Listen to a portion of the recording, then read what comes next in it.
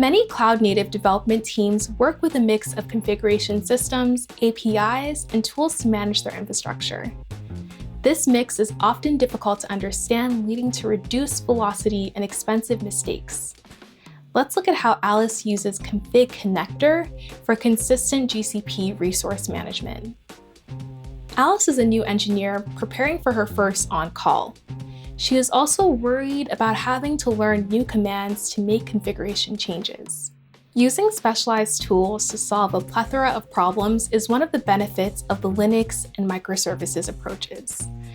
But it also comes with added complexity of having to learn many tools to do often similar tasks. Many times it turns out that these separate components would have been served if they allowed you to express what you want to do without having to focus on the specific API to make it happen.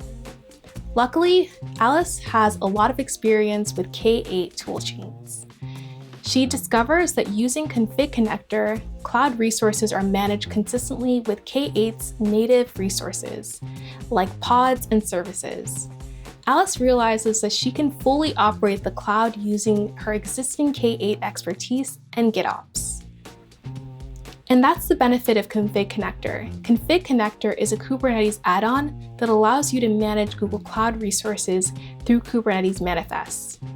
Because you can manage your Google Cloud infrastructure the same way you manage your Kubernetes application, complexity and cognitive load is reduced for developers. This means more focus where it matters, on the infrastructure. Config connectors provide a collection of Kubernetes custom resource definitions, CRDs, and controllers. The Config Connector CRDs allow Kubernetes to create and manage Google Cloud resources like a Cloud SQL database, the same way Kubernetes developers are used to applying Kubernetes objects to their clusters. You configure and apply objects to your clusters. Since Alice is already familiar with Kubernetes tooling and declarative workflow, she's able to use her existing expertise to quickly ramp up and manage the customer's workload. Let's see a quick example of this in action. Alice wants to create a storage bucket to store images. The first step is to create a resource definition, which uses YAML to specify the storage bucket's information, like its name and what project it's associated with. This resource can be updated through the Kubernetes API by updating the storage bucket's YAML file. In this case, Alice added a label to the bucket and annotation to specify other behaviors on your storage bucket. Running the familiar kubectl commands we already know and love, like kubectl apply in this case, we can create the storage bucket. Now, instead of having to learn another tool, like the gsutil tool, Alice was able to use the knowledge she already had to create her storage bucket.